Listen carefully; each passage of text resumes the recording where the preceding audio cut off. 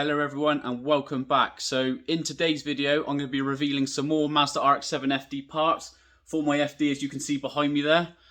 Now today I have quite a few packages to reveal with you guys, and one literally arrived about 2 hours ago at my work. So I've gone straight from work to my unit. I've not even opened the parcel yet, so fingers crossed it is what I've ordered.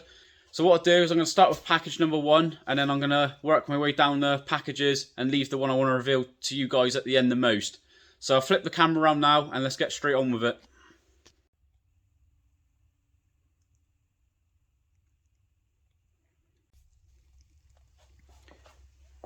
Right, okay, so the first parcel is nothing exciting really. It's just driver's pillar, because when I was doing the interior changes, I had to remove the other right hand side pillar, and as you can see there's holes drilled all in the side, a massive hole in the centre there because there was a boost gauge mounted there, so someone previously drilled all through this pillar, so I can't really fit that back in the car, to be honest.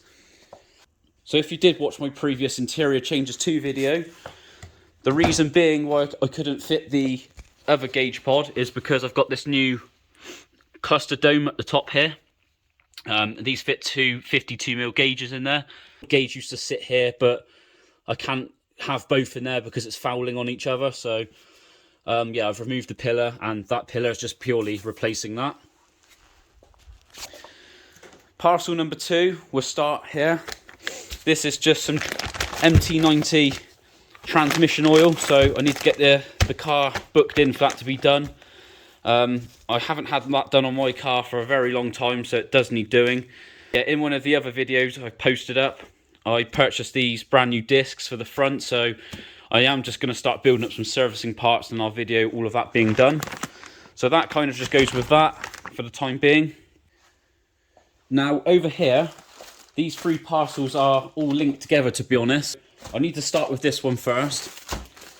So this is some AN6 black braided hose for the anodised purple secondary fuel rail that I purchased. Now for those that haven't seen that, I'll just quickly grab it for you.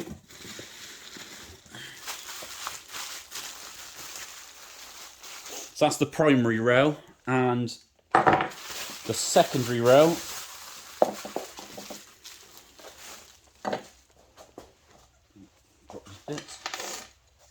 So this is the secondary purple fuel rail, and the idea is I've got a whole bunch of black AEM fittings here.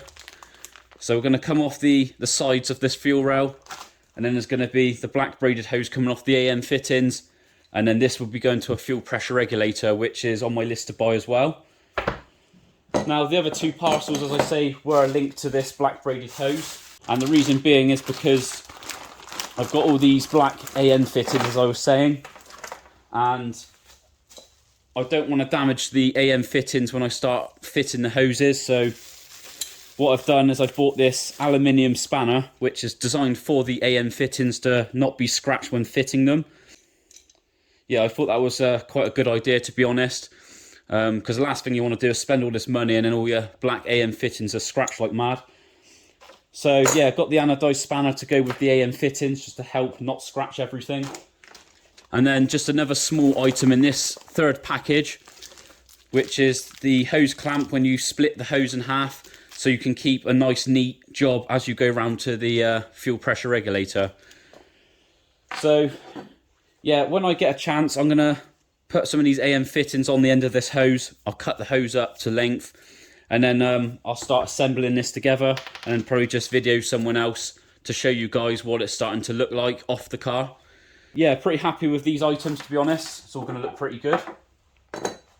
Now, this is the main item that I was talking about. It's just arrived 2 hours ago, literally at work. So as you can see, it's not even been opened yet.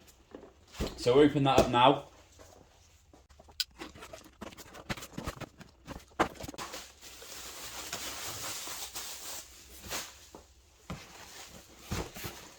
Right, so as you can see in this box, I have 2 AEM gauges. Now this is for the Mickey Mouse dome that I just briefly shown you in the car. So I thought I would start with the 2 first gauges in the interior, and I have a triple gauge pod that I need to fill gauges with as well. But I thought I'd make a start with the first two, get them wired in, and then what I'll do is start saving up for the other three. So one should be a boost gauge and one should be a volts gauge. So we'll just check them now quick.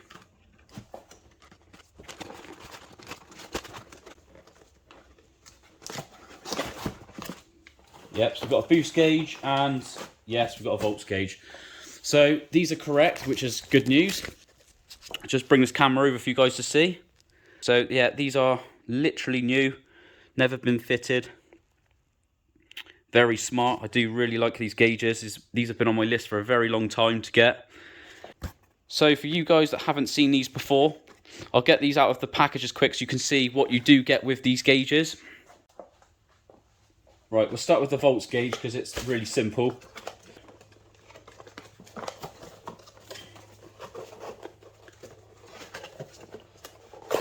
So you get the volts gauge, which you know. Then inside you get a AEM sticker. You get the wire and harness, which should plug directly in the back of that gauge, as you can see there. So that will go into the back. Now on the other end of this wire, you have a red and a black, so a 12 volt wire and a black ground wire. So one will go to the bodywork of the car and the red will be powered into the fuse box is what I'm going to do. Then you also have the instruction manual and a couple of extra fittings when you start crimping the wires. So that's the volts one. Now the boost one. Again, you get the boost gauge, as you can see. Nice smart faces on these. Now I believe you can get white faces for these gauges. It just depends on your taste with what you're doing with your own car. But I'm going to keep the black because obviously the theme I've got going on. So again, you get the instruction manual of how to fit the boost gauge. You also get some vacuum hose, another wiring harness. Again, one plugs straight into the back of the gauge, which is this side. This one plugs into a sensor, which is in the box. I'll get out in a second. And then you get multiple coloured wires on this one. So the red, again, and the black are the same. So 12 volts and the ground.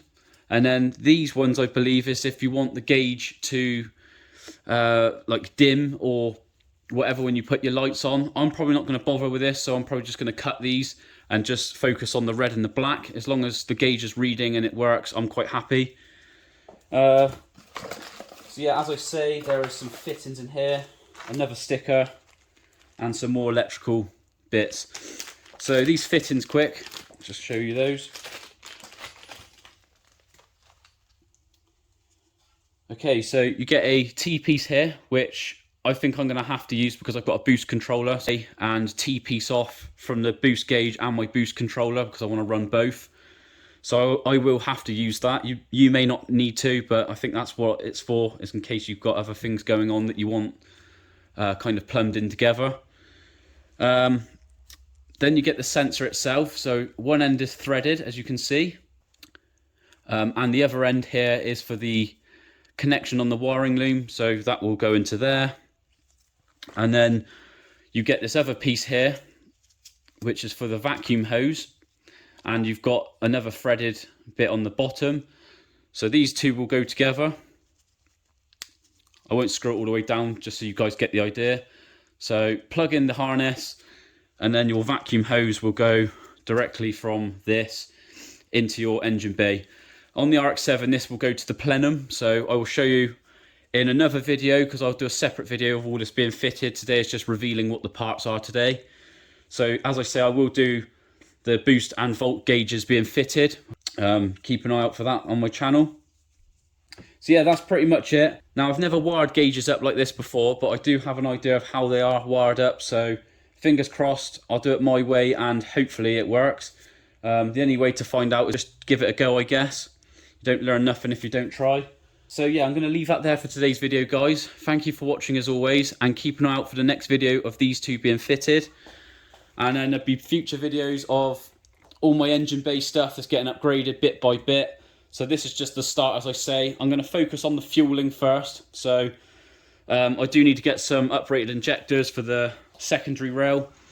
and I do need a fuel pressure regulator, an uprated fuel pump, and the list goes on. So plenty to come onto the channel, so keep an eye out. So yeah, over here, as I say, I am building up some servicing parts for the RX-7 FD. Because it's the winter time now, I like to get everything serviced, ready for the summertime in the shows. So if you're interested in that, keep an eye on the channel for that as well. That'll be a separate video. So yeah, thank you for watching, and I'll catch you guys in the next one.